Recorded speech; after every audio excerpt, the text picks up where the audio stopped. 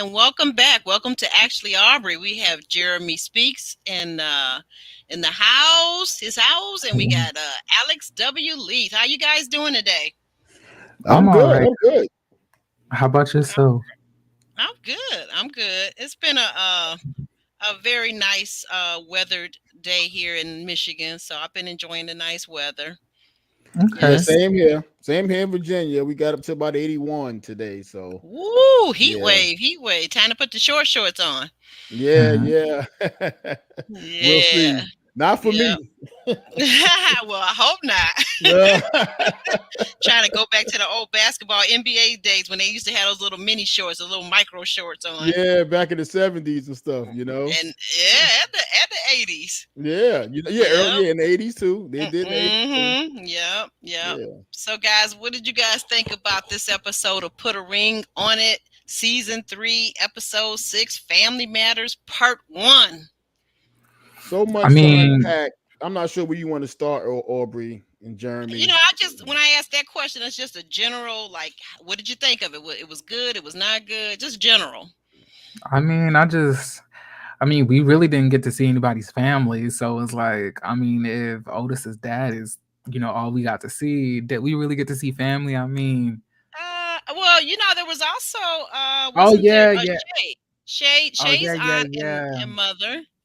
Yeah. Yeah, but the thing is, I thought that the family are supposed to meet be hanging out with the spouse. Like I didn't know that they were You mean with supposed the to. other person that they're living with because they're not Oh, spouses oh yet. yeah, yeah, yeah. Because you already know that Dr. Nicole likes to be real nitpicky about the words that you use. Instead about people, treating you like trash or starving you.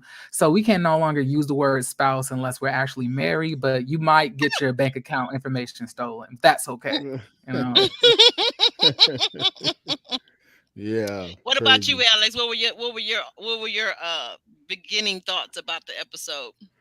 I always say about these people, good, bad, or indifferent, each episode they unlock more and more discussion material about these people. Mm-hmm. And that's the thing about each of these couples because each of them is dealing with a very different dichotomy, and the discussions that come out of each couple are very necessary to have in order to teach not just them moving forward, but those who listen to actually Aubrey and are in similar or identical situations. Yeah, that is true. That is true. Well, I guess we'll start with the therapy session, guys. Where, as Jeremy pointed out, Dr. Ponytail is very precise about the wording. So we see in this scene part of it. Shay is calling Alfonso her boyfriend and then her spouse, and Dr. Ponytail is like, no, wait a minute, hold on, you can't do that. Yeah. You I can't think, do that. So yeah. what do you think, Jeremy? I mean, she said that like their boyfriend and girlfriend. I was like, they're already engaged. So does that mean that they're really fiancés, like towards each other? I was like, if that's the case, then let's be real, particular in the words that we use because they're Mm-hmm. already engaged. I wish makes me not even understand why they're there. He's already put a ring on it.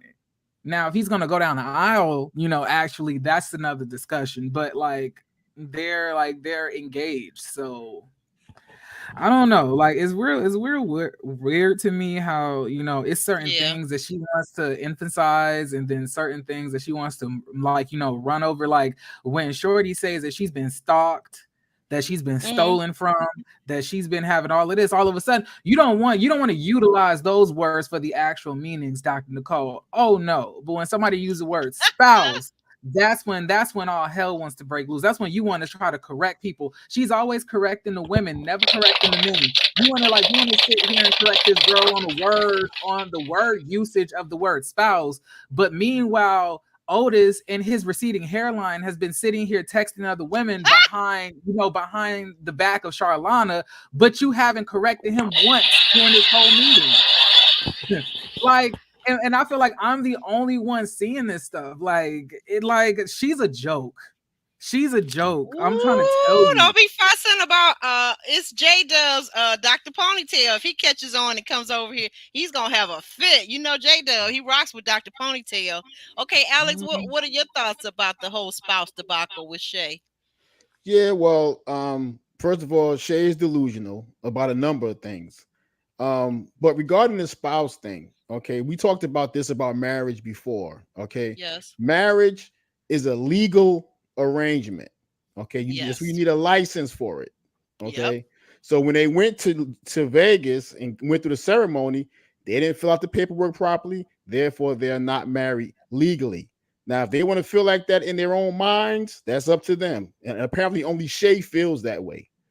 So, That's what I'm thinking. Go ahead. and also regarding the engagement, an engagement ring legally, once again, is an anticipatory gift. It is given with the presumption that there's a marriage coming. It's the only gift you can ever give, and you can go to court and win that gift back because it is anticipatory. That's a true statement. That is a true statement because it's a gift given as a condition of marriage. And so That's if you it. decide not to go through with it, that's so true. Right. I don't know. I don't know if I What believe that. Illegally, Jeremy. We're talking legally. we're talking, yeah. What if she's talking about spiritually? Y'all think God is sitting here saying, "Hey, but did you put in your paperwork?" Like, I don't know if I believe that. Like, what if she feels like they're in a spiritual marriage with each other? That's what she could feel like just because it's well, not she like could feel like that, but in the country we live in, and in the reality that most people live in and recognize, we're talking about a legal marriage. So you could argue that, and I guess those people that believe whatever they believe, I can't change how you feel, but again, it's kind of like what Dr. Ponytail is saying. That doesn't make it a reality. If he works for a company, let's say, for example, and he goes to put you on his insurance as his spouse, guess what? Without that marriage certificate, you're not his spouse. You're not recognized as his spouse. Go ahead. And whatever Shay been believing up to this point, like Jeremy said, whether in her mind, her spirit, whatever, has not been working. So she needs to believe it's not working. Whatever she's doing not working, it needs to change. It needs to pivot, or it needs to be broken altogether. That's my word. Don't be stealing my word, pivot. And Monique is saying, right, if they're so married, like spiritually and under the sun and whatever, nam ringe ho cho, whatever, then she says, then get off the show and go be a spouse at home. Because if she feels like that's actually her spouse, that kind of does defeat the purpose. Why are you coming on this show called Put a Ring on It if you already believe you're his spouse? I don't understand. Why are they on the show Put a Ring on It if they don't want to date other people in the process? It's a lot of questions we could ask. Yeah, you got that right, Jeremy. Now I agree with you on that. Well, okay, I got another question for you. So, what do you guys think about? And I'm going to start with Alex. What do you think about this nervous tick that Alfonso seems to have? He's always laughing at her pain, his woman's pain. What do you think about that, Alex? Well, the laughter, I can identify with Alfonso. I did this years ago when I was younger. I did this years ago because I was out. I was for the streets. Okay. I'm being honest with you. I had my wife home, had 2 children home, whatever, and I was for the street. I was. Maybe you and Fonzo might be the same age, actually. Maybe if he's above 50, I'm above 50. So, well, he got about 30-year-old daughter, right? He does. And we don't know anything. I don't know anything about that. Really? He says his oldest daughter was 27. Oh wow! I don't. Yeah. Well, we may be. My oldest daughter's 31. So you know what I mean. But you were saying in answering the question. Yeah, I was saying because I was for the streets, and what I would do is, I was running around lying, cheating, doing that kind of stuff when I was younger, and had my wife and kids home and all this kind of stuff. And she would always, when she confronted me, what are you doing? Why are you doing this? I would always, laugh. See, laughter is a defense mechanism. Okay. It's a defense mechanism to not want to deal with the issue at hand or make light of the issue at hand. Right. The other thing it does is it releases you from accountability. in your mind. Okay. Yeah. Oh, it's not that Mm. serious. I don't want to deal with this right now. I'm gonna make it something else. She's making it something that is not. Because if you if Mm. you if you tell a lie long enough, in your mind it becomes the truth. Ooh. Okay. So this is why every time, look, think about this, Aubrey and Jeremy. Sitting Mm-hmm. with Dr. Nicole, right? Shay said to him, she said to Dr. Nicole, every time I want to address an issue, he starts laughing. Then Alfonso said, okay, I'm gonna work on that. I know I do that. I promise not to do it no more. Shay started talking to Dr. Nicole again about how she feels about the things that Alfonso does, and immediately he starts laughing again. He cannot help himself. It is something that is innately in him to laugh to avoid conflict. He doesn't have Mm-hmm. he doesn't have conflict resolution skills, so he has to laugh his way through it until it's dismissed. You said a key thing right there. Stop. Pause. No conflict resolution skills. Right. Yep. That's important. So his laughter, Oh, to in my mind, is a distraction, because people that are laughing or popping jokes, like the other night we saw on Ready to Love, Donovan was popping a joke talking about the Golden Girls, but if you notice, he never answered the question. So see, I don't get distracted by people laughing or popping jokes and trying to cap on me. You capping on me, but answer the question. Okay, Right. ha ha. no. You got your laugh. Now what? Answer the Right. question. Answer the question. Yep. My thing is Yeah. this: like, Yep. can we really say that that's how they handle conflict? Because let the roles be reversed, and let you had to walked in on somebody in the bed with your wife. Would you be kikiing then? Like, would it be funny? Would you be laughing? To avoid the conflict? No, you wouldn't. It's only that way when you're the one that's doing something wrong. Yeah, It's never exactly. when the Mm. That's other that's my person is Okay. doing point. something Okay. wrong. That's my point. And Jeremy, let me tell you something. When I was young and me and my boys were for the streets and we all had women, when we had a Y'all we had had women and extra women. an extra women and we had a credo that we lived by. We said if she walked in the room and caught us in action, if all she seen was the back of our head It and she wasn't and me. she it wasn't me. Well, there's a whole song about that, right? That's it. Jeremy, you do you remember that song? Have you heard that song? It wasn't me. Mm-hmm. Yep. Yeah. Yeah, there's a whole song about that. That's why I say I think it's really funny, because to me, when a woman finds that low-lying fruit of a man like that, she just need to move on, because you're never gonna teach him to be a decent man. He gonna have to Mm-mm. come to that recollection and that understanding on his own time, and it may take decades, or it may never happen. He may be from a long line of whorish men. And if it does come, it's going to come with a lot of soul searching and a lot of pain. And a lot of Mike clinic Ty- Mike visits. Ty- what was that, Jeremy? I say, and a lot of clinic visits. We A gotta lot be clear. I've been fortunate in that regard. So, Everybody, Mm, everybody say that, but the clinics be yeah, still in they be business. popping, don't yeah, they? People listen, be wrapped around the line, be out the door and around the corner them with them clinics clinic be visits. jumping. Them clinics be jumping. And everybody say they've been so fortunate not to Yeah. get anything, but who Mhm. knows? And and, But and, and, Mhm. and and if I wasn't, I would say it. That's just who I am. I understand. But Mike Tyson said a quote very recently, and he said, "We are not born to be humble. We're born to be humbled." This life will humble you. I don't care how great you think you are, and your doodle don't stink, or you can treat people any old kind of way, because we have a tendency to treat those that are closer to us or those that we claim to love most. We tend to mistreat them and treat the people in the street better for some reason. These facades that we live up under, and again, this laughter, this is a mode of deflection for Alfonso. This is a defense mechanism, and this is also a lack of accountability. That's what that laughter is, because I was that guy. And that's why You when he do that, I look at him and go, Lord have mercy. It's you've like we're been gonna there before, I've huh? been there. Yeah. So now, Alex, what do you think? What do you make of this visit that Otis has with his father, who, by the way, I think is a very handsome older gentleman? You like that? How about his hat? You like his hat Yeah, Hmm. too? like, You but we like need his to see hat? him without the hat on.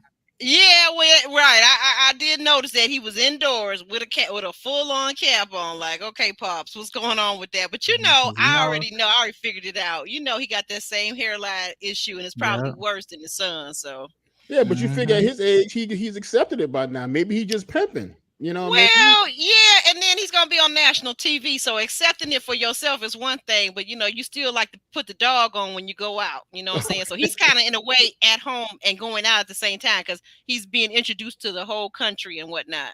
Yeah, that's true. But anyway, Otis says he begins with letting us know that his mom and dad were married for over 40 years, and the only thing that separated them was his mom's passing. Right. Sorry about that, Otis. But Otis's dad, surprisingly, because I really wasn't expecting much from his dad, to be honest, I figured that Otis got his whole disdain for women from his dad. But his dad, like many men that have been married for a long time, he has learned parts of the secret to keeping a good woman. And that is that you're not going to sit up and argue with a woman over little stuff.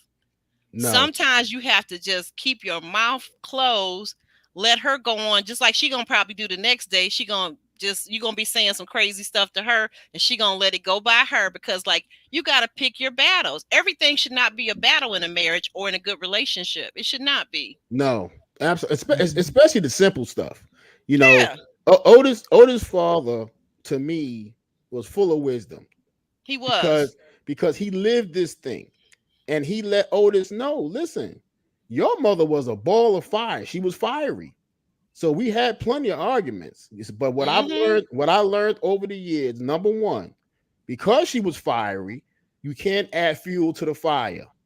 I love it when he said that. Don't add fuel to the fire. Because think about it, Aubrey. Two people yelling, who's listening? Nobody. Okay? Nobody. Okay, so nothing's getting accomplished when two people are screaming at each other. Nobody hears nothing. Okay. The other thing he said was he had to learn to listen to her. Yes. And that's a hard thing for a lot of men to listen.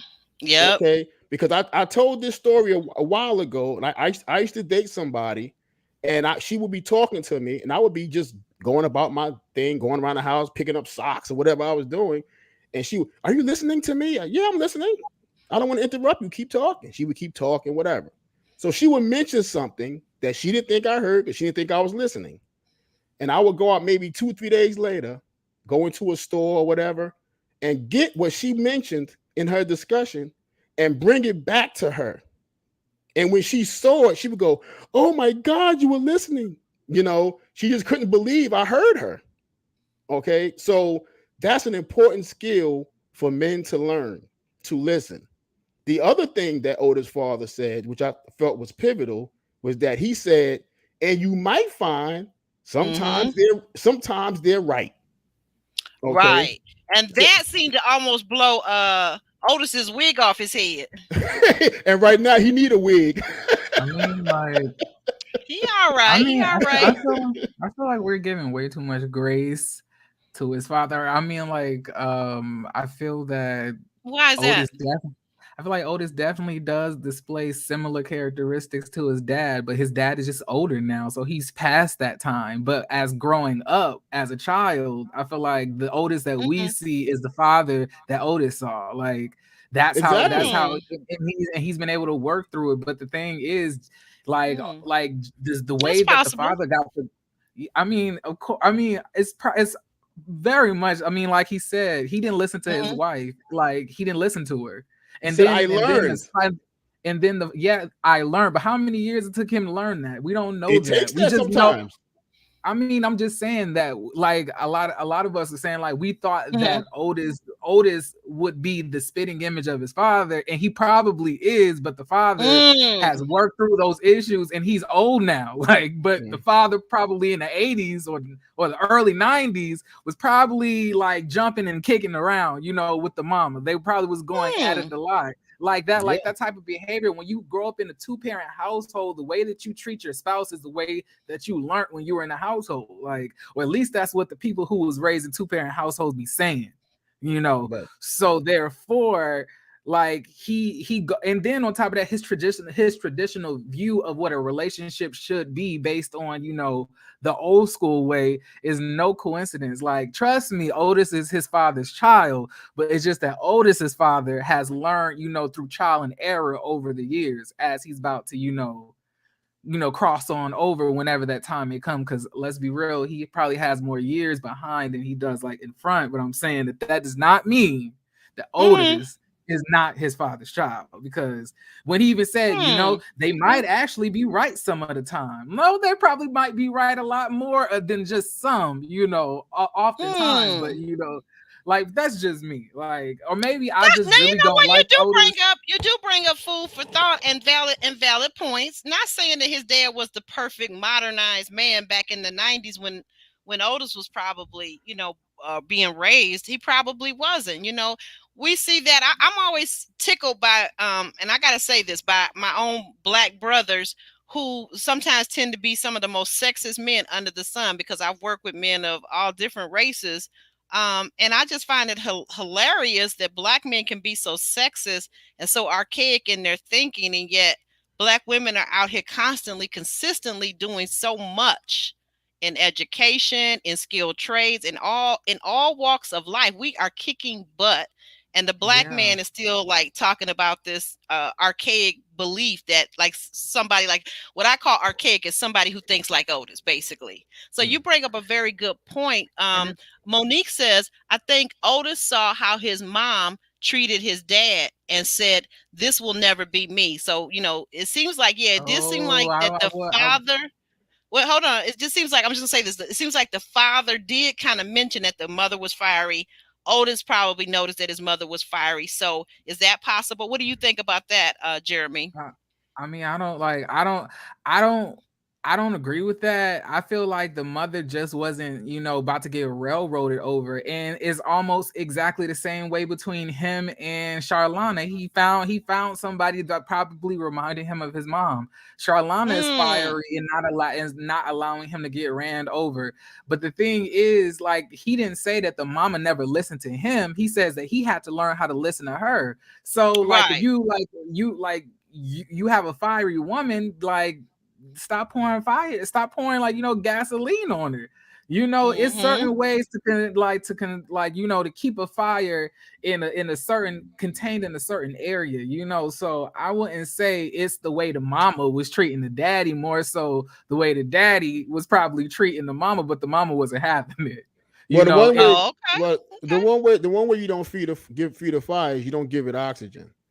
Right, I was gonna say, the thing is, Otis is continuously giving oxygen because he's always doing something. He's always posing some type of double standard, always imposing her to do something that he's not doing. So it's always going to be oxygen in the fire. None of this would have happened. None of this would be an issue if Otis didn't make it a point to hound her over what she's doing on her dates, and then also told her that she was dirty, that she needed to go take a shower, that he wasn't feeding her or anything else of the sorts. But then you go out, don't tell me anything when you come back, and then on top of that, you're DMing people. You made this whole issue. So don't sit here and say, oh, she just like to argue. No, you created these whole arguments. You can't treat somebody however you want to just treat them and not expect them to hold you to the same standard that you're holding them to. That's a good point. That's a good point. Yeah, but I think, and I agree with that, but I think, again, you talking about Otis's father, who is a more mature man now. He learned how to deal with his wife or women in general. She probably missing his wife, his late wife too. If we no question. Okay. Wish she had treated her better. Wish she had treated her better. Looking back at the mistake, so he's trying to impart this wisdom. There's no doubt that Otis is a mirror image of his father when his father was younger. And so that's all I was trying to say. Okay, I agree with you. Okay, what I'm telling you is he saw that behavior. He mirrored that behavior. So what the father is saying, in essence, what the father is saying, old fools used to be young fools. Okay. Oh my. So I'm trying to school you now.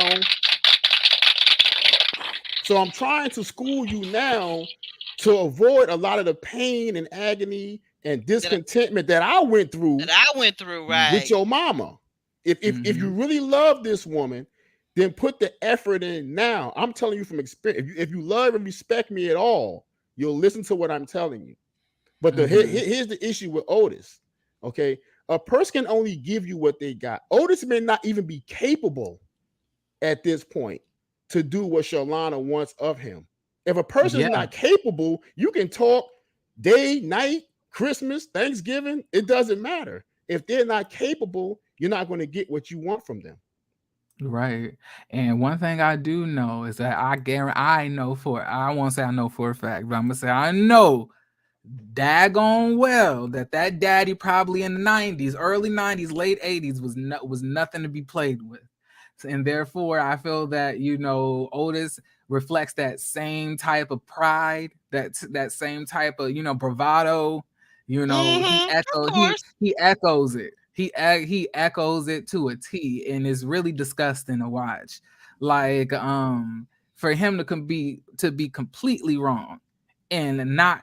It's so funny when you wrong, you don't want to talk about things. Like when you the one who did somebody wrong, you don't want to talk about it. It almost kind of reminds me of white fragility. Y'all know how when black people bring up, y'all know how Ooh, he black about to people go bring up deep. when black people bring up, like, the things that have happened in the past as far as slavery, racism, lynching and stuff like that, white people all of a sudden Yes. get so uncomfortable, don't want to talk about it, and they're offended. That's Yes. exactly Oh, that is I exactly can't that same stand that. sentiment. Yeah. I can't stand Like that. Oh my God. like we ain't the ones who's like it been done too, but you know what I'm saying? Right. Like And that's we'll what start like that's crying some of those tears too. We'll start crying some of those mhm. tears and have you trying to feel sorry for them. Like, really? Seriously? I Right. don't have any sympathy in my heart for Me for either. Me my white either. counterparts. No. I don't. I Well, really don't. and that's a good point. Moving along, we see what's a little Shorty and Kenneth. They're in the kitchen, and looks like it's maybe a Saturday morning because he's making a nice full breakfast that I don't know. I only eat those on the weekend pretty much, but he's making the fluffy eggs and whatnot, and talking to her, and is talking about he wants to take her out on a date. Talk about speaking again of avoidance and how people like to avoid serious issues. She's like, well, what about us talking about this therapy session? What happened at the therapy session? He's like, we can talk about that later. We can talk about that later.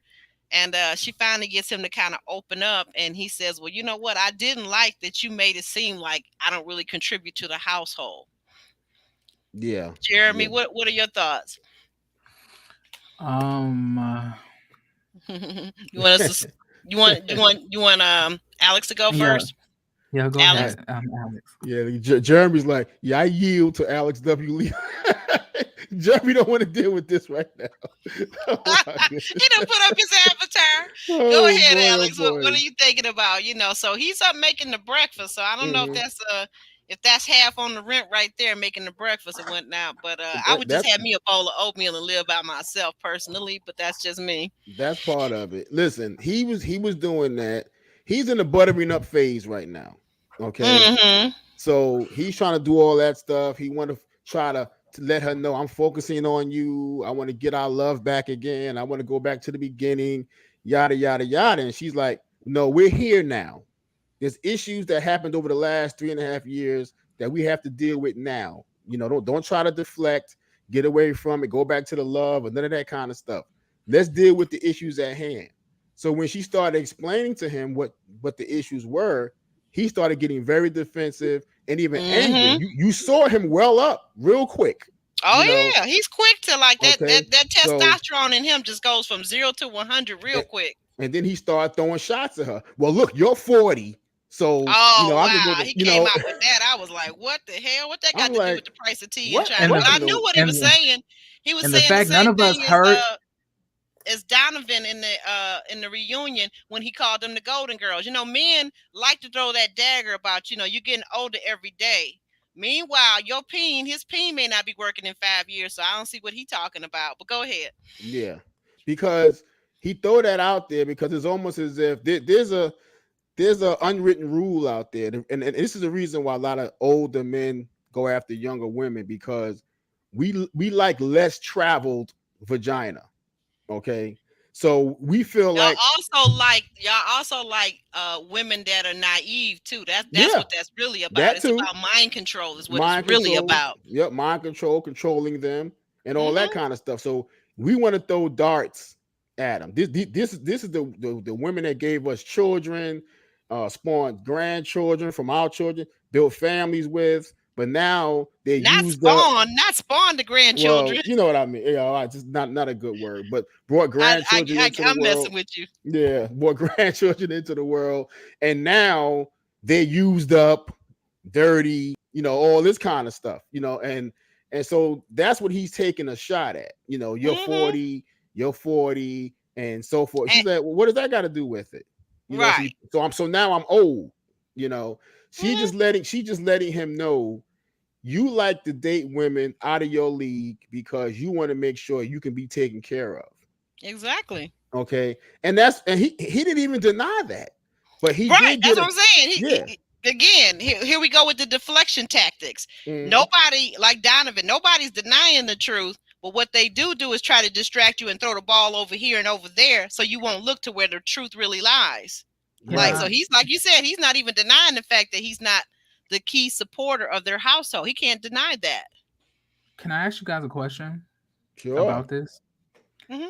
Do you guys feel that, well, up to this point, do you guys feel that Dr. Nicole has brought up the fact that he depends on her and that he doesn't bring in anything to the table financially, and that's something that he should possibly change? Has she said that to him? Wait a She minute. has not said that to him that I recall. I, Say it again. I didn't hear. I didn't hear you. I was busy typing. Say it again. I didn't hear you, Jeremy. I was Please. saying that, like, do you guys remember or ever recall Dr. Nicole bringing that up as well? The fact that he doesn't provide, the fact that that he should try to step up financially in the relationship and things like that and become more independent. Has she ever said that to him? no, Hmm. not I've not seen it on the Alf, show. No. Alfonso said it to him, but not Yeah, That's Dr. but what we I'm Nicole. saying. Like, I right. really, I despise that lady. Well, you I know what? despise her. I'm gonna say this, and I'm not trying to be a Dr. Nicole apologist because I did watch some of your live on this. And by the way, everybody, go to Jeremy Speaks on YouTube. Jeremy Speaks, and see this review that he just did on this most recent episode. It's hilarious and it's very spot on. I agree with some of what you said about the doctor, but I also know that she did say, Jeremy, what she did say was there's another time and place for this where we can do this like in a more intimate setting. So, in other words, I felt like as a woman, she was trying to keep him from being further emasculated because the comments that his woman made, Shorty made, in my opinion, and I'm a woman, they were emasculating.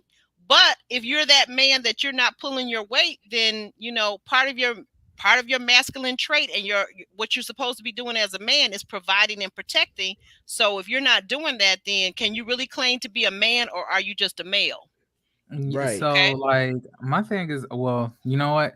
I don't want to turn this into a back and forth about Dr. Nicole. Right. No. I have points to counter that, but I'm saying that it's really weird to me how she doesn't care about embarrassing the women, because I can guarantee you that Shay only rebutted because she felt embarrassed in front of everybody when the doctor called Mm, her out by using the word spouse.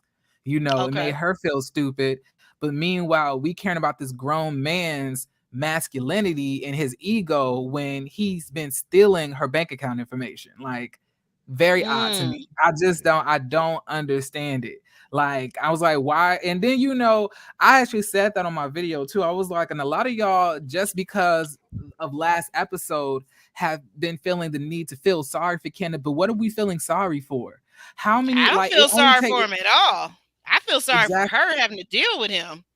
Exactly. And, like, mind you, none of this, I just feel that, he's manipulative. Like, that Yes, he whole, like, is. Like those trying fake to tears he was crying. Sorry. trying to take her to dinner. Like, dinner ain't gonna change the issue here. The issue is you don't have a job. So you taking me Right. to dinner and then having me pull out my wallet and my purse and opening up and giving them my credit card to pay for the dinner Jeremy, that you took me out on hey doesn't mean anything. Jeremy, pimping is pimping, and it ain't easy. You know what I mean? So But it's like, he and that's playing like this us. game. He That's a lot playing of this game, bro. it's not just him. It's a lot of most of the heterosexual black men out here are not trying to sit here and provide. They don't want to sit Correct. here and be a leader. They just want to tell you what to do. They want to act like they're so masculine, but their actions don't display that. They're not in the highest percentage of those going to college, the highest percentage of Nope. those who are maintaining jobs, those who go, Nope. those all of that is black women. Why aren't the That's black correct. men doing it? Oh, but then again, because everybody's trying to tear down the black man. Oh, the black man is the black man that, but the black woman is starting off way lower than the black man is. They Thank have to you. fight against sexism, colorism, Right. then on top of that, racism. But the black Oh, men, wrong but the one. black men, let's not even talk about the broken homes. Let's not even talking about the trying to avoid financial responsibility, and let's not even talk about when a black man does have the financial power to maintain in a relationship. All of a sudden, he feels like he's doing something special because he's doing what a man is supposed to do in this Supposed to do. symbiotic relationship. Yeah, It's and, Right. disgusting. and let me The let me bar just has say been this. set Woo! low. Wait, I hit the wrong button, but hold on a minute, Jeremy. Let me give you your flowers. All right. Yeah, let me just say this. There's absolute truth in what Jeremy's saying, but there are layers to this thing, and it's a totally different podcast. There's so many layers to that, to us being attacked as a people, starting with the leadership of the black male. But that's another podcast. It's not for That's this another podcast. It's podcast. another podcast. But can I? But right before we move on from this, because I would Mm-hmm. love to talk about this on a podcast with you too. But I'm saying Yeah. that in the media, which one out of the two disrespects the other more? Is it black men or is it black women? And then when one is in dire trouble or when one passes away fatally, maybe from some Caucasian cop, who's the one in the middle of the streets? Is it black women or black men? I just find it quite comical that people want to lead but don't want to take the responsibility on being an actual leader. I don't know. I just find Well, I found everything that Kenneth said completely comical when he was like, me as a man. I was like, you as a man you don't even have a job. That should be the first step of you as a man. I'm trying not to violate him. I'm gonna stop talking. Yeah, let's say that. Let's say You know that. what? And Jeremy, for the record, what's the topic? What is that topic called? Black men being coddled. What are we gonna call that topic when I set the thumbnail?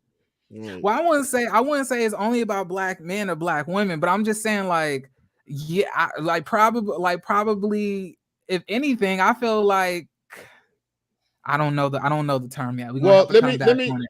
We're gonna talk about it off air. Yeah, okay. Let me say this, and I'm gonna get to Kenneth real quick. Mm-hmm. You have to understand something. That why do you think?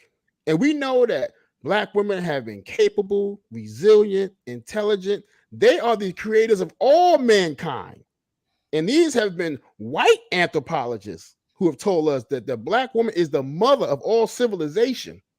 Okay, so that's been clear. That's been scientifically proven.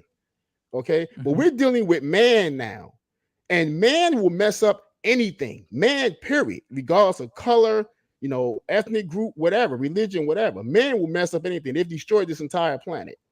So, but let me say this: when it comes to black people and black men and women, okay, why do you think that every time you look at a news story, you see the first black woman to run this Fortune 500 company, the first black woman to be a judge here, the first black woman to fly into space, the first black, and think about all those dynamics, and then think about who controls the media and why they consistently do that. That's another discussion.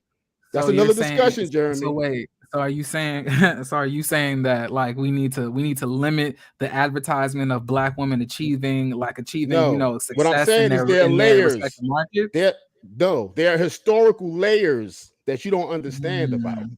There's so many layers historically that you don't get. So that's what I'm saying, and that's why I'm I'm saying this for saying another like podcast. before you say I don't understand it, I feel that maybe we should all three have an in-depth conversation about this because you'll probably be surprised on how far back I can go historically as far as like the black man versus the black woman goes. But all I'm saying is right Oh, not now, versus. Not because versus, right? because to be honest, that's what it really is. Let's look at Mm. who's out here like unaliving black women at the highest rate. Now you got a point there, Jeremy. But okay, so I'm gonna so get on now Kenneth. I'm gonna get on moving on to Kenneth. your girl Charlie, because I know Jeremy love him some Charlie, some Charlana. Bro, So like back at Charlana and Otis's crib, Charlana that came out the bedroom and she got on the dress. She got the move something, freak 'em something dress on, and Otis is like he about to well up. He looking so upset. What do you think about that, Jeremy? I'm gonna just say that I probably have one of the biggest crushes on Charlana. Charlana actually reminds me of one of my ex-girlfriends that I dated like maybe 5 years ago. Um, Mm. yeah, like but unfortunately, I definitely messed that up. But anyway, uh Thank you for the admitting that, Jeremy. Thank you for of, admitting that. of course, of course, of course, but but yeah, I was like, she's a really she bad. She bad. She look good. Yeah, she is beautiful. I'm mad that I sound so low vibrational because usually I'm able to not have to just talk about the physicality of it all, but it's just something about Charlana that I really find attractive. Mhm. Like Yeah. everything about her, I find attractive. Like I don't understand how Otis made these grave mistakes this episode because he lost the good one. She checking Mm. out. Yeah. It's sad. And let me just say, real quick, I totally agree with Roll for real for the comment Orby just had up there. But we're moving on to the show now. Yeah, Back to the I'm just show, please. you put it up there. I'm just saying I agree with it. You Okay, know. well, okay. So, but what did you So think about the outfit that she had on and what was going on in that scene? listen, that outfit has put Otis on notice. Yeah, she had that little thing on. She had to put her hand in front of her chest, like when she sat down, so the camera didn't catch anything. It's like, bruh, you keep it up, I'm gonna be dressing like this going out on the regular. You keep this nonsense up. So it kind of put him on notice, and even he was like, nice dress. And he was trying to keep his cool. You can see you can see underneath he was veins were fuming. popping in his forehead. I'm telling you. He like right after he knew that right after she left the apartment, he was about to take all the food out of the fridge. Oh my goodness. He was gonna be starving once again as soon as she got back. He was about to take all that salmon out, huh? You ain't getting no more salmon again. No more salmon for you. No wonder she's so petite. You see how petite she is? She keeping her girlish figure. No wonder he don't feed her nothing. Oh my goodness! But yeah, she did look she did look good. So I she give her looked that. very beautiful. Yeah. Well, what did you guys think of the gentleman that she met on her date? With that, what did you guys? Somebody said Odom Beckham or something. Odell Beckham Jr. That's how he looked like. That's who he looked like. The professional football player. Yep. I think Jeremy said the same thing on his review, didn't you, Jeremy? Mm-hmm. Yep. Odell Beckham. What did you guys make of the date, though? What did you make of his conversation, I thought Alex? he was okay. Go ahead. No, go ahead. I thought he was a clown. Exactly. I thought that he was a goof troop. I thought and I was just looking once again, and then it hit me that she said that Dr. Ponytail said, "Well, we ain't here trying to find you a new boo. We just here so you waste your time dating people who might not ever be your real boo." That's all I could think. So she's gonna play. So you being this doctor, why would you choose this man to come into the relationship and then possibly start dating her when he's obviously untrustworthy, a player, and he's not really looking for anything real. Why would he even be on this show if the pretense is put a ring on it? Like I was completely disgusted by him, you know, in his stories. I was like, we don't have to know anything about your girl wanting, you know, trios or duos or whatever y'all be doing. You know, like it just he was way too cocky for me, and I was like, y'all she about to leave one, you know, light-skinned douchebag and about to end up with a whole nother one. Like is this what we trying to do, Dr. Nicole? Like, why would he even be on the list of men that she should be going on a date with? But because he looks a certain way and he does Right. physically probably look like Charlie's type, like she's gonna go on a second date because she's attracted to him. Now that relationship ain't going nowhere. She might as well just Mm-mm. stay with Otis if she gonna be with him. You know, Exactly. at least Otis ain't outwardly cheating. This dude look like he gonna cheat on you as soon as he get with you. You know. Right. So, That's the same feeling I had, Jeremy. That's the exact same feeling when he said, "Oh yeah, it's no big deal. I've been on dates with women who were in relationships before. It was quite cool to me." I'm like, okay, next, and it's the next. same, and like you want to know what? Like that's that same type of energy that Kai had when she started messing with Darian. And I'm saying this, like I really do feel that Dr. Nicole be hoping that the spouses cheat on each other because it drives up more drama. And I will never forget what they said, you know, at that reunion last Mm, season. And what's this that? is the story. This is the storyline you've all been waiting for. Is it a storyline or is it their real life? Ooh, Right. Yeah. ooh. I was gonna say I don't know if I should save my spoilers for the end of this video or not because I've heard some spoilers, but what did Well, you think though? What? let me say this. Mm-hmm. That gentleman is the epitome of far too many options in Atlanta Yeah, because yeah, he's just clear what his motives are. hmm, He's not lying to her. You know, yeah. it is what it is. And if she goes out on another date with him, I'm gonna start looking at her side eye. Okay, Right, She because definitely gonna go on the second you date. you know what they say, when a person shows you who they are, believe them. Okay, right. he's showing you who he is, right, wrong, and indifferent. You don't have to like him, but he is who he is, and he's not trying to lie to her or put any kind of facade on. And if she chooses a second date, then I'm gonna start questioning her. But let me add this real quick, Aubrey, Mm-hmm. and because Jeremy says that Dr. Nicole never addresses the men, which is not totally true. She does address the women more, but she has addressed the men. She addressed Alfonso with his laughter. She did address him with that. Why do you do that? And that's what he had to say. I'm working on it. I know I do it, yada, yada. So she did address him with that. She also addressed Otis in an earlier episode that he needs to learn to listen. Why don't he listen more? If that's how she feels, then why can't you acknowledge that that's how she feels? So she has Yeah. gotten on men about a few things, just not as hard maybe as the women.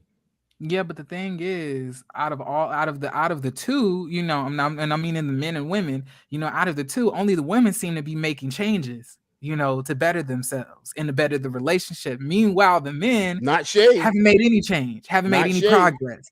not Huh? Shay, not I mean, Shay. the only thing that she really doing is telling Shay that she needs to calm down.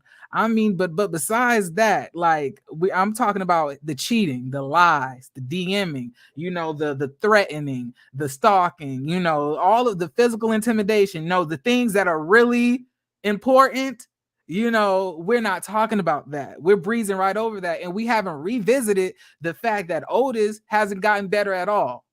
Mm. Well, listen, and Aubrey knows this, Jeremy, and you probably remember it as well. I said from episode either 1 or 2, I said Otis is going to slip. I saw this coming because first of all, he was too upset over Charlana's earlier date. Okay, he acted too bad with the salmon and all this other kind of stuff. Okay, and then he tried too hard on his first date. He tried too hard not to slip. Okay, so I told you guys, I said he's going to slip, and the DM was a slip. We all know what the DMs are about. Okay, so he can sit up there and say, "Oh, we got mutual friends, mutual acquaintances, and so forth." And I was just surprised. I was confirming that she knew a friend of mine and all that. We can call it what we want. We know what the DMs are about typically when people are strange, when people are strangers and getting to know each other. So he can cut the BS with that. Oh He wanted to, you know, be petty and try to do a tit for tat, and he went too far, and now he possibly lost the woman of his dreams. Good luck trying to find another one.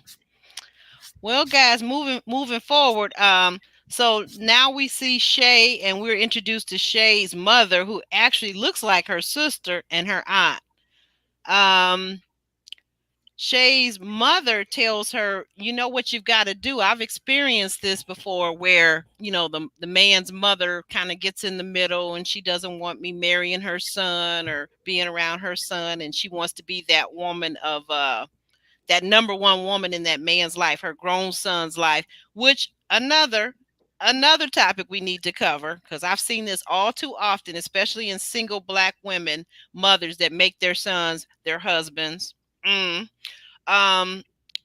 Anyway, so she's telling her, she says, you know what you've got to do? You've got to set your parameters and your boundaries, and you've got to let him know what you will and will not put up with. Now, of course, this is three and a half years after the fact, but is she right? Is there still a chance, an opportunity for Shay to make this thing work for her? Again, what do you think, Alex?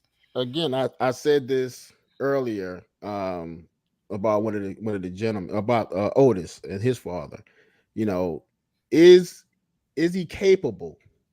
You know, that's the thing. Is she capable of setting boundaries and sticking by those boundaries? Because Shay has a whole bunch of issues. So she first of all, she has to deal with those issues. She's very insecure. She's very temperamental. She's unstable. She's clearly violent. Okay. So all these things that she has to deal with. And her mother and aunt told her exactly right.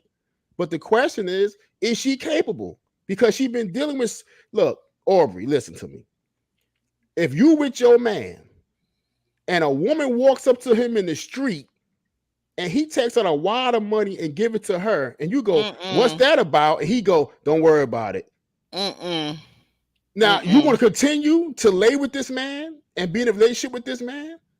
If you never met this man's mama, if you haven't sat down and had a conversation with his baby's mama about being a step parent to that child and so forth, if he's lying about taking vacation, saying he's at work, but he's on vacation with the ex and his mama, and you've been dealing with this, so I don't even think she's capable at this point. And I also think here's another scary thing. I think she's broken. Broken how? I think she's emotionally broken because anybody that would deal with that for that period of time, people say, well, 3.5 years, that's not long. But when you're dealing with emotional and mental stability issues and being betrayed and not being treated well, 3.5 years can feel like a lifetime. Yeah. It would seem like it would feel like a lifetime to me. Jeremy, what are you thinking about the Otis and the talk that her mother and her not her grandmother, but her aunt was giving her? What do you think? Did they give her any pearls of wisdom, or is it too late? What do you think?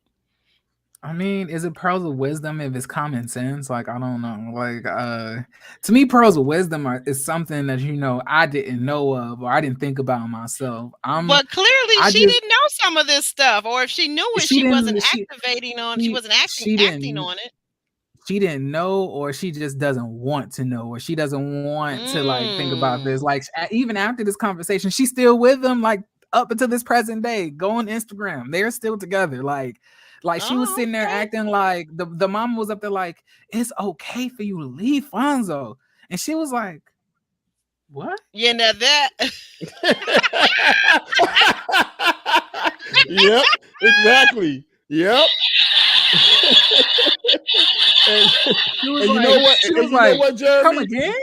You know what, Jeremy? That's what. I was like, these women in Atlanta, boy, these men got y'all. Ooh, I hope the rest of the country don't become like Atlanta, because I would never live there. Never, ever. That's what I mean. That's what I mean by capable. And what Jeremy's talking about, things that he should know that are not pearls of wisdom, his Jeremy's talking about common sense. And we all know it's not common to have sense. It's not in this generation, no. No. And I don't think it has been for, and I'm not going to just put it on this generation, the millennials. It hasn't been for a couple of generations. So I guess that's what I have to say to you, Jeremy, that the pearls of wisdom, yeah, if they seem like common sense to you, that's great. That means that you have some common sense. But I think a lot of people in your generation and the generation before yours do not have common sense. It's not common. It's just not. I'm sorry. Right. It's not. It's crazy. I mean, like it was. We called it common sense back in the old days when it was kind of common. Right.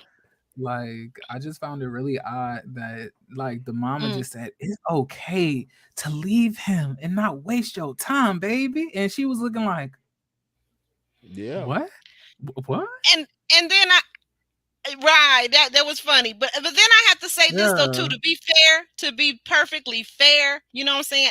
I never had a man problem getting a man, keeping a man, getting married, whatever. Never had that problem. I'm just saying. I mean, you know. Okay, let me be humble about it. And thank God. But here's the thing, though. But I do have to put myself in the young women of today's generation. I think it's a whole different ball of wax. And clearly, now I have friends that live in Atlanta and have lived in Atlanta for decades. Atlanta is a whole nother beast. The DMV is a whole nother beast. And sometimes are some of these women, unfortunately, especially women of color, because they are only looking at black men, are they going to just have to live with the fact that they're going to be single? They're going to be making the loot, but they're going to be single. So, you know, what does that look like? You know, because you want to, you know, maybe as a woman, a professional woman, you may want to marry at some point. You may want to have children. You want to create a legacy, but the black men are out here playing. Some of them, most of them, many of them. Who are you left to marry? You know what? Who are you left to marry? Because I ask this question to black women all the time. Why are you only just looking at black men? I don't get it. I really don't get it. And that's just me. I think it's because of the culture and the D. I think that's what it is. But you know, I could tell you some things about some. Let me hush. Black men ain't the only men that have peen. Trust and believe that.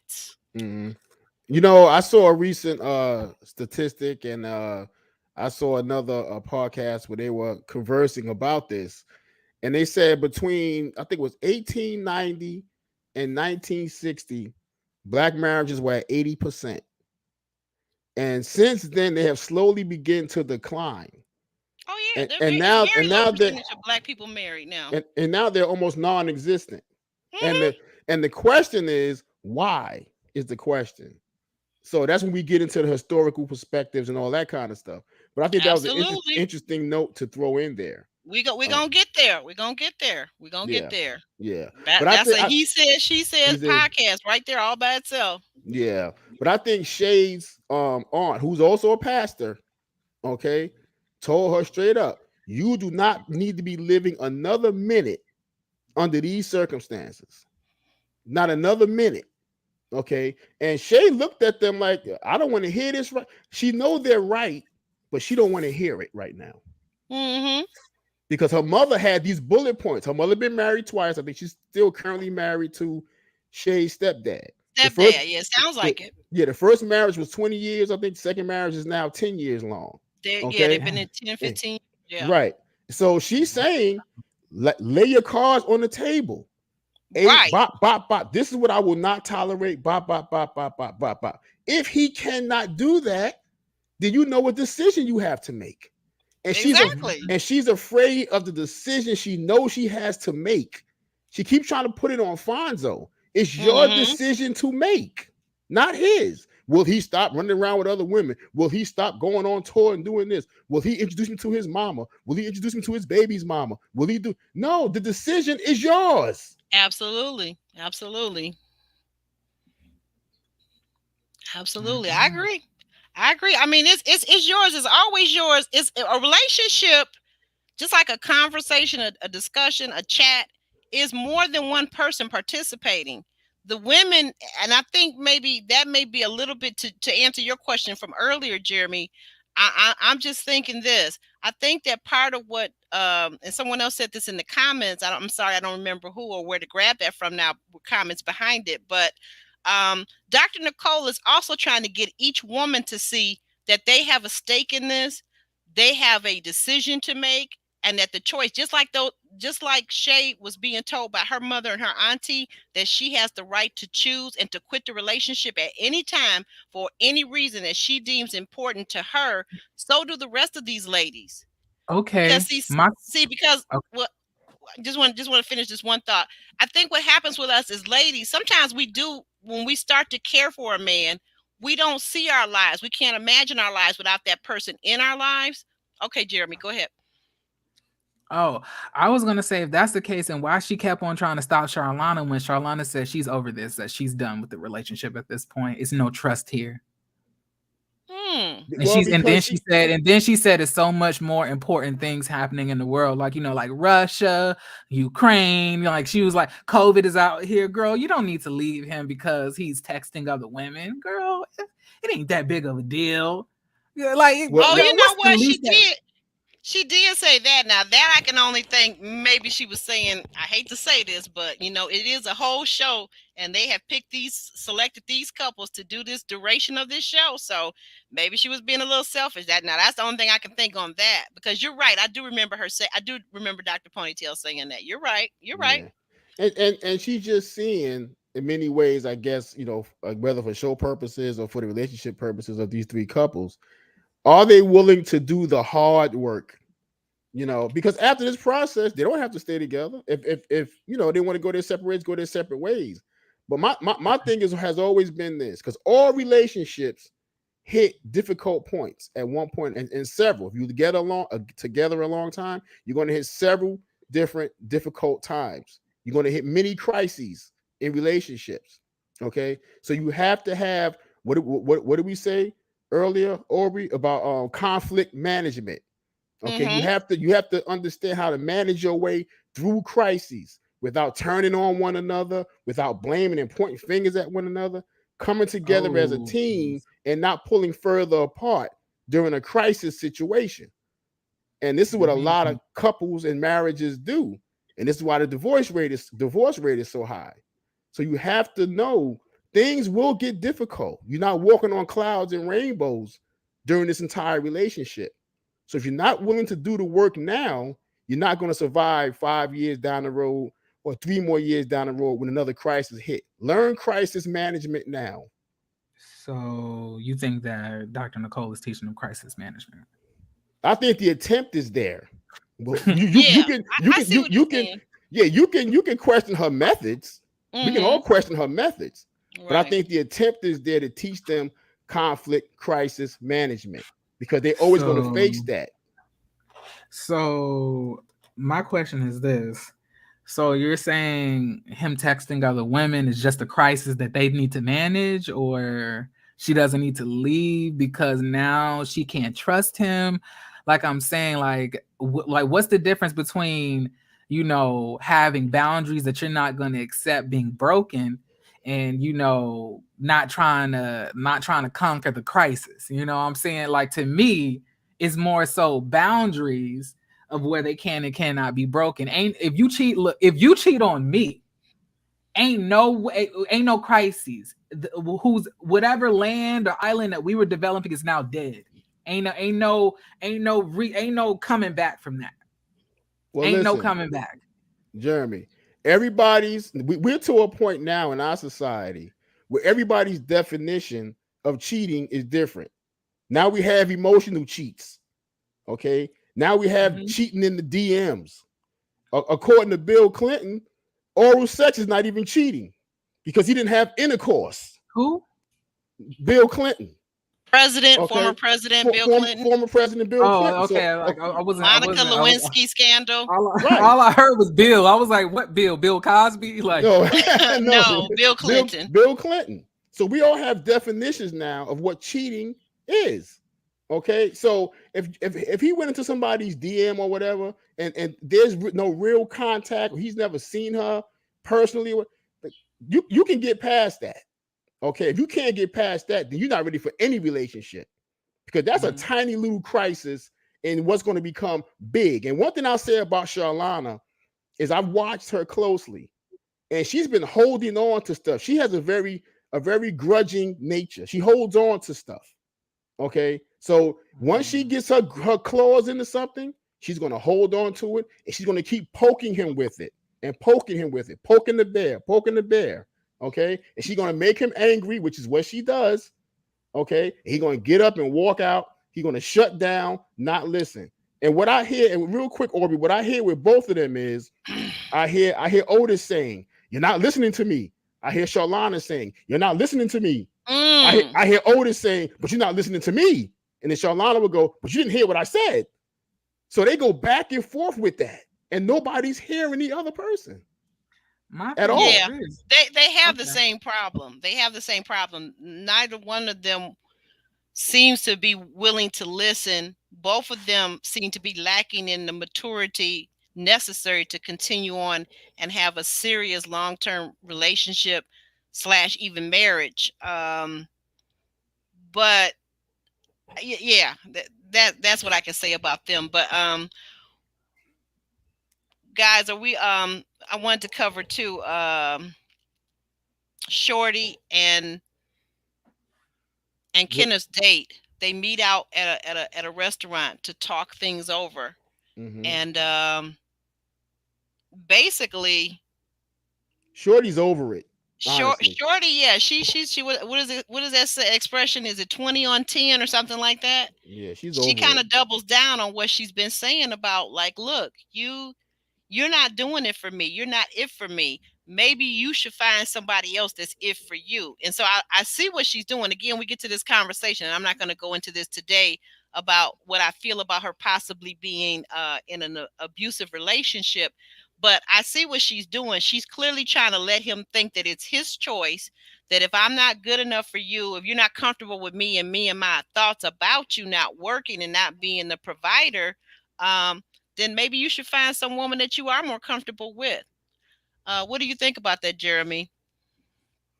I agree with everything that Shorty was saying.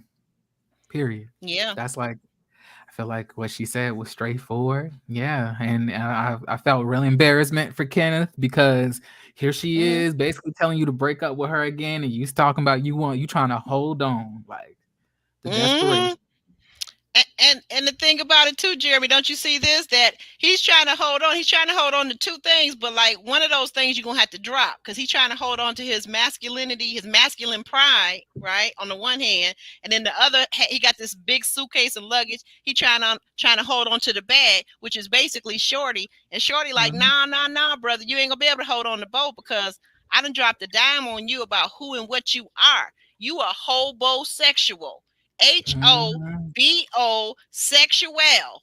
You are providing the peen for my existence and some fluffy eggs, and that's all you bring into this table. And I'm tired of it. I'm tired of it. Yeah, all of this could change if he had a masculine job, but he ain't got none of that. Yeah, right. And I gotta say something, and this is just me peeping out some things, some observations about Shorty. Shorty kind of quick to say somebody is all that in a bag of chips. And I gotta say, like, we as women, okay, this is not just a Shorty issue. This is a woman's issue. When you meet a guy and he got on maybe some nice clothes at one time, he got on some nice shoes, he got on some red bottoms or whatever the heck it is that impresses you, you gonna up and say, oh yeah, he all that in a bag of chips. He must be working for NASA. He must be an engineer. Oh, he got it going on. He driving this nice car that he probably borrowed from his friend. Okay. And you gonna make all these assumptions about a guy in your first meeting? Stop it. Stop doing that. That does not work. I got a sister here on YouTube, and her name is Janice Hilton. Go to her channel and learn how to suss out the real man. The man that you really can have a real relationship with, the man that you really can have be a protector and a provider and a professor of his love for you as he loves and adores you. Go to her channel. That's Janice Hilton on YouTube. Okay. Stop being thrown by these men by that first date, by a couple of nice words, by a compliment. Grow up. Yeah. Grow up. You cannot pick a man out by a couple of little pieces of jewelry and his shoes. Stop it. And you know what else I think? I think that Shorty is using this opportunity and this show to push Kenny towards the door and in Hmm. this relationship. I think that's what she's not here for a ring, in my opinion. She's here to Oh try to get no, out of it. She's here to try to get out of this thing. That's what she she's here wants him for. gone like yesterday. Like, take your stuff, pack your ish, and get out. Because she keeps putting him down. You can provide, stand up, be the man. Let's discuss the issues, whatever. And he's still trying to be Mr. Romance. He's trying to do the same things he did to get her, to keep her. But he don't understand the dynamic has changed because again, what always happens? Real life intervene. Okay, so Hmm. the walking on the cloud is over now. It's over now. Shorty's looking at real life and going, if I get sick tomorrow, can I rely on you? No, If something happens tomorrow, can I depend on you? Are you going to be No. there? And the answer is no. And that's what she's afraid of. And she's like, listen, bruh, you got to go. Do you remember the date she had last episode with the guy? They were sitting behind Kenneth and his date, the light-skinned brother. Okay. She felt this guy made her feel so safe, okay, so secure in getting her out of the situation. First of all, making her feel comfortable in that situation, and then knowing when to get up and get out of there. Okay. Now that's the first date. He on his best behavior. We know that. But right. because she's starving for a man to step up like that, she was all in. You see what I'm saying? Because she hasn't had that. Mm-hmm. So So yeah, that's what she's trying to do with Kenneth, in my opinion. She's trying to push him toward the door and figure out a way to end this relationship so she's not in danger. So the whole world will know he sits outside my job. When I try to end it, he finds me and all this stuff. She wants the whole world to know this. Oh So yeah, so if anything happens to me, it's him. we know exactly who to look for. We know Right. it. They know it. They know exactly who to look for. Right. are y'all reading these comments or is it just me? These I comments are am. juicy. Mo, I'm mo, trying to. I had to. I'm over here doing 4 and 5 things. So, go Monique, ahead, read oh, a comment that stands out to mm, you because I'm answering the one that's on the screen. okay. Monique says 4 years ago, Kenneth and Shorty were in a 2-bedroom apartment with no furniture. I don't know what level Shorty is talking about. I mm. mean, I don't know. I just know I hope it ain't looks because I don't know if it's just me, but Shorty definitely does give me oompa loompa. So And, I and, don't know. and Maybe I What's hope what's that's not what she was talking about. what's But Oompa Loompa? I'm lost, Jeremy. Break like that the down little for the older people. What is that little Oompa orange Loompa? those little orange people from the Willy Wonka factory. They're really orange and short. And, You oh, you mean talking Donald about Trump? Shorty's looks? You don't think she's attractive? I think she's I'm not beautiful. saying I don't think that any of the ladies are ugly, but that doesn't mean that you so bad. Like the way she talking, like you just want these real gorgeous, beautiful women who got all of this money. I'm gonna be like, sis, now he with you because you got the money and stuff like that. But as far as all the gorgeousness, all of like that beauty, like let's chill out on all of that because you're making this. Because like let's be real here, especially with you sitting right next to, like you're right next to Charlana, and then on top of that, you have Shay And got here. Shay. Both Yeah, both of they those bring two in the women have looks. been very, very, I would say courteous when it came to bringing up looks. They haven't brought up looks once. They know they bad. Meanwhile, you bringing up every episode how good you look, and I'm not saying that you ugly, but I'm just saying that you're not all of that because you're not even the top two on the cast that you're on right now as far as the women goes. So I'm like, sis, you need to really stop bringing in the looks. Now, if you want to talk about the money, go ahead, but stop that. Like, stop doing that because you're not out here. You ain't some like oh my god, like I can't help but to look at Shorty. Who said that? Not me. Like Mm. like so. I'm just saying we need to cut like just take it down a couple of notches. It's coming across as arrogance. Well, yeah, and And it may not be a matter of looks, but it may be a matter of the numeric ratio. And we heard somebody say this a while ago that the numbers in Atlanta, 17 women to every one man. And Right, we're speaking right. from a heterosexual context. Standpoint. Yeah, Right. heterosexual context. Okay. So Mm-hmm. that's a lot of options for these men. And so that's why this dude can sit down with Charlana and go, listen, I had threesomes, I've had women with who had boyfriends. It don't matter to me. It's fun. He can sit down and tell her that, because when she get up, if she never call him again, he good. He got somebody else the next night. It doesn't matter. Okay, because the options are just like that. So it's crazy out there right now. Yeah, but you know what? I don't know. Like I said, maybe it's just me, and maybe because also I grew up as an only child. You know what? I can live by myself. In fact, sometimes I enjoy it and appreciate it more. So, a man, you gotta bring something. You gotta bring something to it. And if you ain't bringing what I specifically desire, and I'm not giving you what you desire, that's perfectly fine for us to go our separate ways, or we can just kick it. But what we not gonna do, you're not gonna be. I don't believe in shacking. That's first of all. So we're not gonna be living in the same household together without that piece of paper and that covenant that God provides. So if you think that, you're wrong. But I think that's where a lot of people, particularly women, who are at a disadvantage on the marriage level anyway, most of the time. And I'm not saying talking about jobs now, I'm not talking about physicality, but I'm saying that because men tend to be the ones that have to make that determination that they want to get married. Also, you're at a disadvantage by the time you start living with a guy. You start shacking with him, and then he's like that old saying, why buy the cow if you can get the milk for free? What's the point? You've already shown him that you are weak to him, and you want him so bad that you're willing to go outside your wheelhouse and shack up with him without any covenant of marriage, without any covenant of the state's laws. Because I had this happen to an auntie of mine who went outside that covenant and was with this guy for like 20 plus years. But guess what? Still married to the wife that he was estranged from. Still married. So guess what? When he died, when he all of a sudden got sick with cancer, and she taking care of him for the last year of his life, but guess who gets all the benefits? The wife with the piece of paper. And that's the why Holy Ghost was laughing at her. Yeah, and that's why I keep telling people marriage is a business arrangement. You need licenses, you need all that, because that's all the law recognizes. You know what I mean? So, but L&V is funny because Aubrey was saying, you're not shacking up with me, you're not doing that. But L&V was like, peen and eggs. That's all you need is peen and eggs. That's all that lady on TV need. It ain't never been that, even in my youth. It ain't never just been that. It ain't never been that. I love her. See, but one thing about it, I've had this discussion and debate on Facebook over the years with men. I grew up in a household with a real man, so I know what a real man looks like. And no imitation gonna do for me. I had a father who was a protector, provider, and a lover and adorer of my mother and me. So all right, can't no fake substitutes do for me. I know what a man looks like. I know what his energy is like.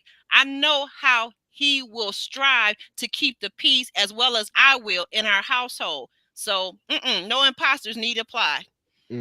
And everybody, please hit them like buttons. Hit that like button. Hit it now if you're here. I see some new names I haven't seen before. So hit the like, subscribe, and share with your family and friends, and encourage them to subscribe. I want to say that. Right. Guys, and as we wrap this up, looking forward to our next week, because the other thing I guess I was thinking, guys, I kept looking at it, I said, well, wait a minute, we're missing a whole lot of families. I wanted to see Shorty's family. I wanted to see Kenneth's family, because I really want to know what kind of family Kenneth comes from with those kind of values that he has. But I also felt like while I was on Instagram, I heard that Shorty is from Africa, right? So I was thinking maybe it's a possibility that her family of origin and close family members are still in Africa, and she came here to go to school and ended up staying here in America. So I wonder what that's like too. So I don't know. Maybe if her family is here. This is just my guess. This was my assumption that I made. I could totally be wrong, but I'm looking forward to hopefully seeing Shorty's family, Kenneth's family, and even your girl Charlie, talking to Jeremy Speaks over there. I'm looking forward to seeing Charlie's family too. What kind of family did she come from? Did she have a father growing up like I did, or did she grow up in a single parent home? And I think that sometimes there is a truth to that. Young women grow up without a dad in the home. They kind of really crave that masculine energy, and sometimes they have no clue to what a real man looks like. They really don't know. They don't have a father figure.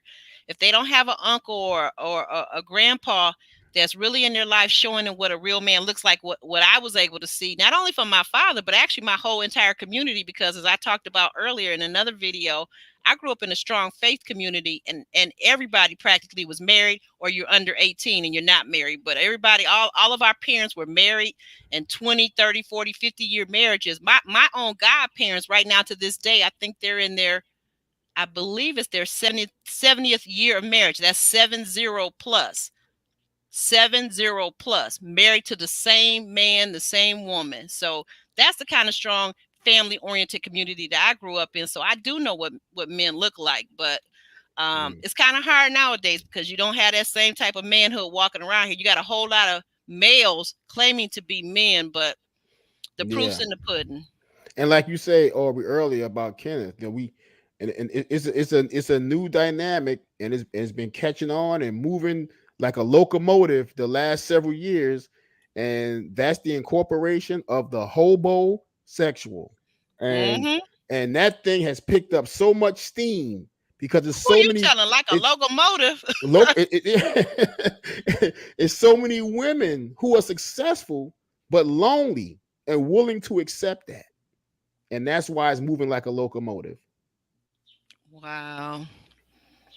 Yeah. Jeremy, you want to tell our viewers where they can find you on Instagram, here on YouTube? You want to tell them a little bit about that?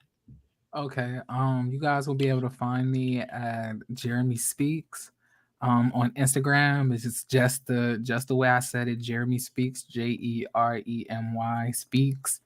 And then on Twitter, you can find me at Jeremy Speaks 702. And on YouTube, you can find me at Jeremy Speaks. I'm always trying to always trying to put out consistent content, and always trying to, figure out how I'm gonna better myself, on, my platform. So please, check me out. I will really appreciate it. I think you would like the content. Yeah. You absolutely will love it. He's hilarious. He's astute. He's smart. He's right on the money. But just a little language warning. A little language warning. If you Yeah. do not like the cursey words, just kind of consider that before you go over there. But Jeremy Speaks is on the money. That's Yeah. why I love him, and that's why he's here on He Says, She Says, and I thank him for it, for being here, as well as my co-host Alex W. Leath. Yeah. They can find me on IG, AW Leath 67, and on Facebook, just Alex W. Leath. Very easy to find. Yeah, and we're having some conversation here in the chat about where Shorty is from in Ethiopia, and I definitely could see that because my former neighbor was Ethiopian. I definitely can see that in her features, her hair, everything, her beautiful skin. Definitely can see that. Oh, thank you. Ellen went and grabbed Jeremy your link. I had the other link up. Now here's your Instagram link. Oh, Ellen, you owe no money, girl. No, look, don't be thinking I'm gonna have any money to pay you. I don't have a budget yet.